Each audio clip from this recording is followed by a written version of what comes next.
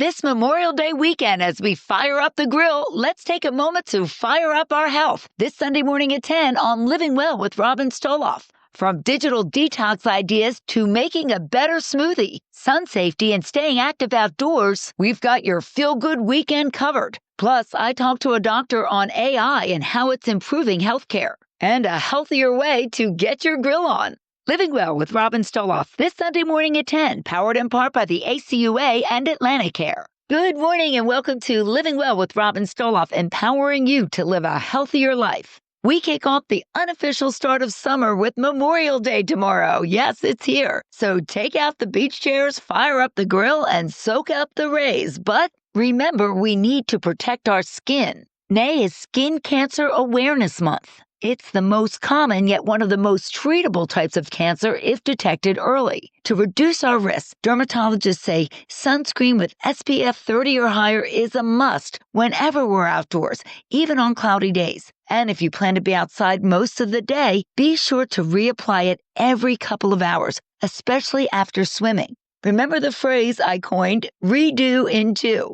Also, try to find some shade between 10 and 4 when the sun's rays are strongest. A wide brim hat, sunglasses, and a light long sleeve cover-up are also essential. Finally, give your skin a quick check each month for anything new or unusual. So what changes should you be aware of in a spot or a mole? Well, it's as simple as ABCDE: asymmetry, border, color, diameter, and evolving. We've got more details on this and other tips on reducing your risk of skin cancer on our help page at WFPG.com. Click Health on the drop-down list of our app, or just visit our Facebook page. Lots more coming up today, so keep it right here on this Memorial Day weekend on Living Well with Robin Stoloff. The change in seasons gives us a new opportunity to create positive habits or eliminate negative ones. One of the habits we might re-examine is our dependence on technology. Let's face it, we all use it a little bit too much. If you think it's time for a digital detox, here are 4 steps to get started. Delete distracting and unproductive apps. Designate device-free zones. For example, if you scroll in bed at night, consider charging your phone in an area away from your nightstand so you're not tempted to pick it up. Schedule internet timeouts. And finally, give your screen time a purpose. Be aware of all the times you pick up your phone because you're bored or out of habit. We should be in control of our own devices and not let them take over our lives. For more ideas on this digital detox challenge, visit our help page at WFPG.com, click Health on the drop-down list of our app, or just go to our Facebook page. Living Well with Robin Stoloff is powered in part by Atlanticare. From routine checkups to advanced specialty services such as the Center for Weight Loss and robotic-assisted surgery, Atlanticare provides care throughout South Jersey, keeping your family healthy every step of the way. Visit Atlanticare.org. For sure homeowners, trash day can be a hassle, whether you're out of town or renting to vacationers who don't know the schedule. But ACUA has a solution that takes the stress out of waste management. Here to explain how their valet collection service works is Matt Donato, president of the ACUA. Matt, this is really a great service. Tell us about it. Thanks, Robin. Yeah, it's a very convenient service for homeowners that live in the shore towns in Brigantine, Longport, Margate, and Ventnor. For an optional fee, our ACUA collection staff will come in and retrieve the containers from a designated spot at the residence, empty them, and then actually put them back. And so you book this for a certain amount of weeks, or how does it work? Yeah, so we do it through the summer months. Really, we start in April and can end as late as October. And it's for anybody that, maybe you're a homeowner that has a vacation rental, or, you're just there on the weekends and you're not really, you don't want to have to worry about, when your trash day is or when your recycling day is. We kind of take that stress out of it. That is a great service, because say your trash day is a Wednesday and you leave Sunday night. Now you have to put your trash out on the curb. The wind could blow it. Something could happen. And then it stays out there. So this way, your folks take it from, say, the side of the house, empty it, and bring it back. Yep, that's exactly it. And you don't have to worry about anything. You can find a lot more information at acua.com/valet. And what towns does this work for? So this is for our barrier islands, the shore towns. So Brigantine, Longport, Margate, and Ventnor. All right. That sounds terrific. Again, what is the website if someone wants to learn more? Sure. acua.com/valet. Again, that's the ACUA's Valet Collection Service. Thanks so much for joining me, Matt Donofo, president of the ACUA. And this is the ACUA Eco Tip, making the earth a healthier place to live. A monthly feature on Living Well with Robin Stoloff on Light 96.9.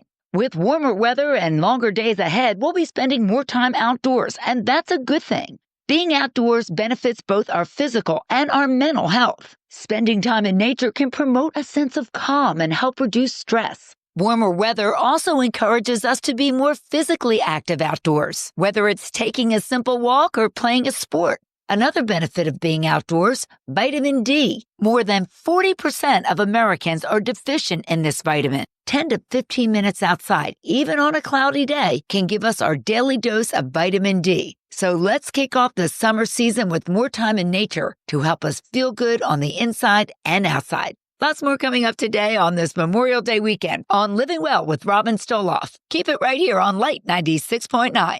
Artificial intelligence is quickly becoming one of the most powerful tools in medicine, from spotting diseases to tailoring treatments to individual patients. But what does it mean for doctors, patients, and the future of care? Dr. Marshall Runge, Executive Vice President for Medical Affairs at the University of Michigan, joins us now. Dr. Runge is a cardiologist, researcher, and healthcare leader. You've been a driving force behind AI in medicine. How's it impacting patient care? Thanks, Robin. I think patient care can be better. And I think that AI is going to be a valuable tool. I don't think it's going to replace healthcare providers. People worry about that. But AI can't replace that human touch, the human interaction, the empathy. But it can provide lots of data. It analyzes data quickly and accurately and can help all of us reach better health. How do you see AI working with clinicians rather than against them? A lot of what AI can do from an operational standpoint is take away some of the time that physicians have to spend on things they shouldn't have to spend time with. So it can transcribe, it can create notes, but it can also very quickly find data, and it can set things up for a clinician. So looking at an image, whether it's an X-ray or a histological image, it can make it much faster for the clinician to come to a conclusion. And looking ahead, what excites you most about where AI and other advanced technologies are headed? Well, I think we're entering a whole new era. I think that AI is going to revolutionize us in ways we couldn't predict before. And I can't even predict today, but I think it brings to us a technology that is more powerful than the internet that has come across in the last year or two. So I think it's going to revolutionize how well we improve health. Well, that's good news for all of us. Thanks so much for joining us, Dr. Marshall Runge, cardiologist, researcher, and healthcare leader. And you are living well on Light 96.9. Memorial Day is tomorrow, and if you're anything like me and my family, you're ready to get your grill on. Living Well with Robin Stoloff, powered in part by the ACUA. Their valet collection service makes summer living easier for Brigantine, Longport, Margate, and Ventnor residents. Their crews will place your containers on the curb and return them to your home. Sign up for the affordable service at acua.com/valet. Nothing says summer like burgers, ribs, and smoky goodness. But here's the thing. Too much red meat can take a toll on our hearts. It's high in saturated fat, which raises the risk of heart disease and stroke. And charred meat can actually produce harmful chemicals linked to cancer. So it's worth grilling a little smarter. Try marinated fish or chicken kebabs with colorful veggies like peppers and onions. If you do stick with the beef or pork, go for lean cuts. Look for select or choice on the label and keep portions to about 3 ounces, the size of a deck of cards. Round out the plate with grilled corn on the cob or a fresh bean salad instead of heavier sides like potato or macaroni salad. And don't forget to give the grill a good scrub afterward. Less smoke, better taste, and fewer carcinogens next time around. So whether you're at a picnic or just hanging out in the backyard, grilling healthy is a smart way to kick off summer. For more healthy grilling tips, visit us at WFPG.com, go to the health page of our app, or just visit us on Facebook. Living Well with Robin Stoloff, powered in part by the ACUA's Valet Collection Service, which makes summer living easier for Brigantine, Margate, Longport, and Ventnor residents. Their crews will place your containers on the curb and return them to your home. Sign up for the affordable service at acua.com/valet. We love our smoothies, especially as the weather warms up.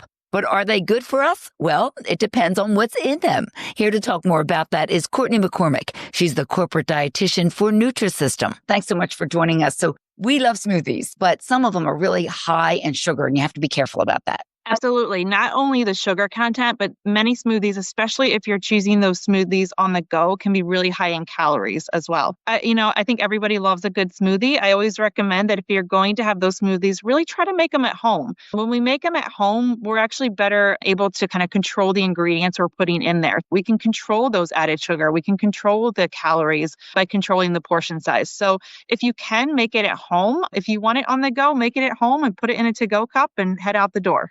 That makes so much sense because you don't really know what ingredients are put in the smoothie. And when they're selling it to us, they just want it to taste good. They're not really as concerned about the calorie content or the sugar content. But if you are trying to cut it down, what's a good way to make a smoothie at home? What are some ingredients that you would recommend? Yeah, one of the, I love fruits and vegetables getting added to smoothies. I also think it's a great way to kind of minimize food waste. So in my house, we always take those fruits that are almost going bad and we would add them to a freezer bag. I pop them in the freezer. So things like bananas, avocados, berries, even spinach, when it's, those leafy greens, when they're starting to get past their prime, you can pop them in a bag and put them in the freezer. So the next time that you're looking to make a smoothie, you can just add a handful right into that smoothie. It's already frozen, so it gives your smoothie that nice cold taste that you're looking for.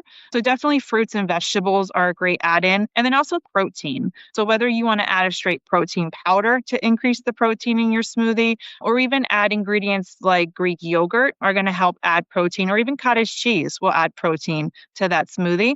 And you really want that protein because that's what's going to help keep you feeling fuller longer. I love how you talk about freezing the fruits and vegetables. Such a great idea. And I spoke with a chef once who said the secret to her delicious smoothies were no ice. She froze all her fruits and vegetables, and that's how she made it have a great consistency. Also, something I like to use is cashew milk. It's very creamy, low in calories, and delicious. So thanks for being here and for some great tips on how to make a healthy smoothie. Courtney McCormick, corporate dietitian with Nutrisystem.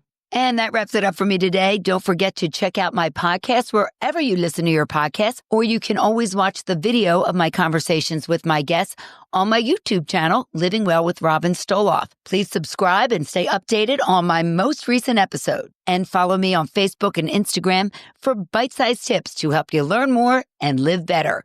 Thanks so much for being with me today for Living Well with Robin Stoloff, empowering you to live a healthier life. Wishing you a safe and happy Memorial Day tomorrow. Join me again next Sunday morning at 10. Until then, keep living well.